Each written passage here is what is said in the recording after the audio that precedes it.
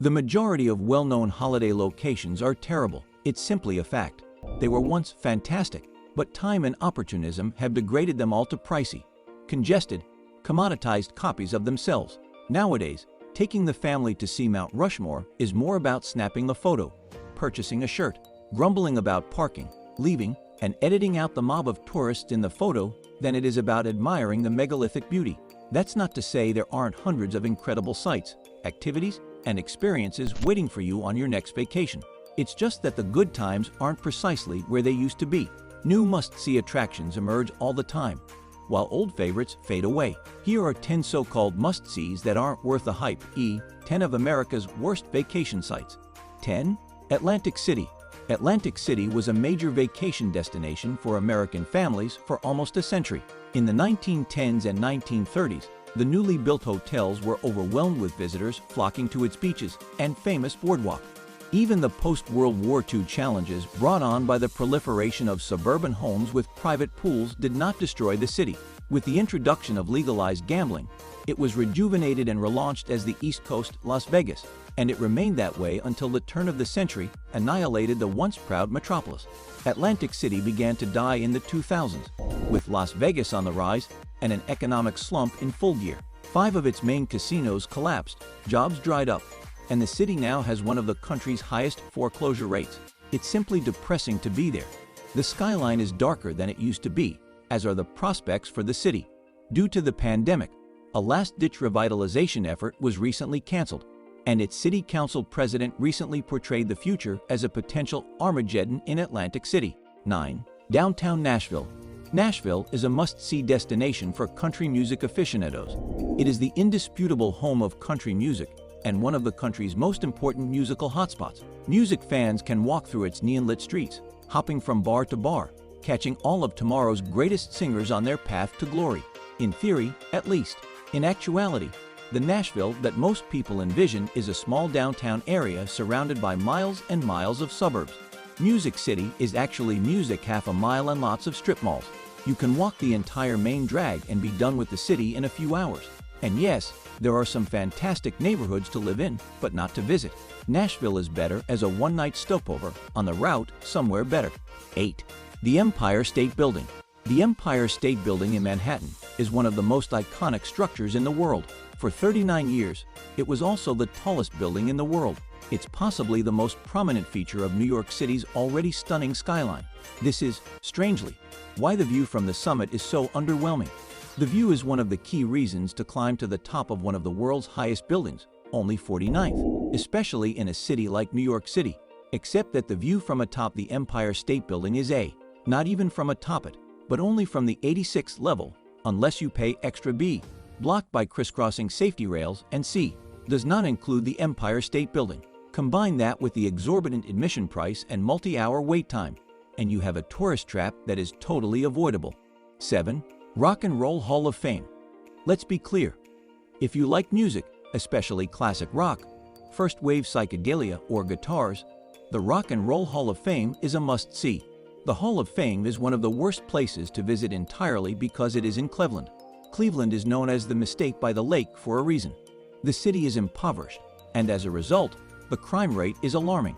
It has 4 times the national average for violent crime. It is considered to be more dangerous than 98% of American cities. Its pollution is so severe that its rivers catch fire. Though Drew Carey made us all sing Cleveland Rocks, the parody phrase Cleveland sucks has quickly become the more famous tagline. 6. Roswell. Alien fans, rejoice. There is a haven for xenophiles on Earth, and luckily for us, it's only a short distance from Albuquerque, NM. Any sci-fi fanatic family will have a blast in the world's UFO capital. Roswell is well known for being the country's most active UFO hotspot, right? Depending on the metric, it's actually either Washington or Vermont. At the very least, Roswell is home to the iconic Area 51. No, that's in Nevada, nearly 700 miles away.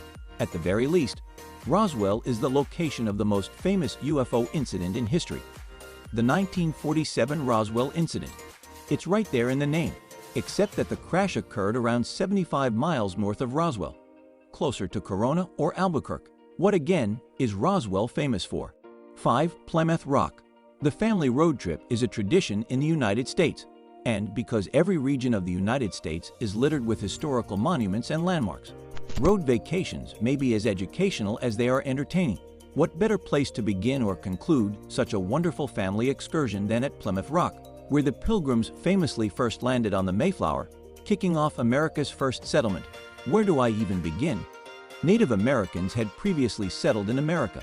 France and Spain had each established colonies in the country. The English had already established colonies at Roanoke and Jamestown. Before Plymouth, the Pilgrims arrived and disembarked at Provincetown. The Pilgrims did not land on the Rock, possibly not even close. There isn't a single Pilgrim account that mentions the Rock at all.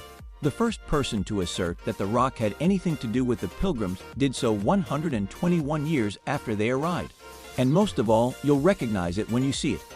The thing is tiny, plain, and buried under its own little canopy.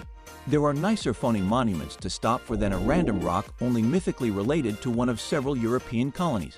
4. Hollywood. Take everything I mentioned about Roswell and replace the phrases aliens and UFOs with stars and celebrities, and you have Hollywood. Millions of people visit Hollywood every year for the chance to rub shoulders with celebrities, apparently unaware that if you were a celebrity, that is the last place you would ever hang out. Can you imagine Harrison Ford spending his days guarding his footprints on the Walk of Fame? You'd rather find him a pastime and a therapy than want to take a photo. Instead of performers, Hollywood is filled with pricey businesses, homeless people, desperate failed actors dressed as Spider-Man, and of course, thousands of other tourists. 3. The Mall of America. Malls are currently experiencing a resurgence. Malls have only grown in size, quality, and vibrancy because online shopping was never developed. It's the contrary, and malls are dying in droves. Most that remain have empty storefronts and abandoned portions that resemble scenes from a George Romero film. Even the best and most colorful, such as the Mall of America, are just malls. Even the best mall in the country is still simply a mall with more of the same stores as every other mall. Is it truly a holiday destination simply because there are 2 Sephoras rather than 1? Do you really need to go to the Gap, Aeropostale, and LL Bean all at the same time? You don't have enough fleece vests, do you? Isn't that Sparrow going to taste the same as every other Sparrow? Making a bad thing bigger doesn't turn it into a vacation. 2. Times Square. There isn't much to say about Times Square. It's mind-boggling that it was once considered a sight to see. It is a busy junction with numerous advertisements. That's all. Sure, there are shops, but M&Ms are sold in less congested areas, believe me. You could go during the New Year's Eve ball drop, but expect to wait 10 hours in a standing room-only throng while wearing a diaper because there is no other option to urinate. 1. Disney World. Disney World is possibly the most well-known holiday resort in the world. In many ways, it's the best location ever, especially if you can suspend your disbelief and totally commit. Dreams come true in Disney World. However, those dreams come at a cost.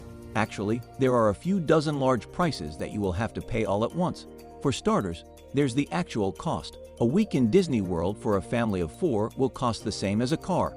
It's not a new car, but it's also not an old one. While you're there, you'll notice screaming kid after screaming kid. And everything they sell, that is, anything that isn't nailed down, is meant to make youngsters scream even louder. That includes the food, which is nothing more than sugar on fat on sugar, and there is a line for everything. You'll walk half an hour, then wait an hour for a 3-minute trip, then walk half an hour more, and so on. Worst of all, it's located in Orlando. Meth, insects, and violent crime control Orlando's own little dimension. Yes, seeing Mickey Mouse is entertaining, but not for half a year's pay, £20, and a new case of malaria. Did you enjoy this video? If so, check out these other videos from Daily Top 10. Like, subscribe, and ring that bell icon to be notified of future uploads. Thanks for watching.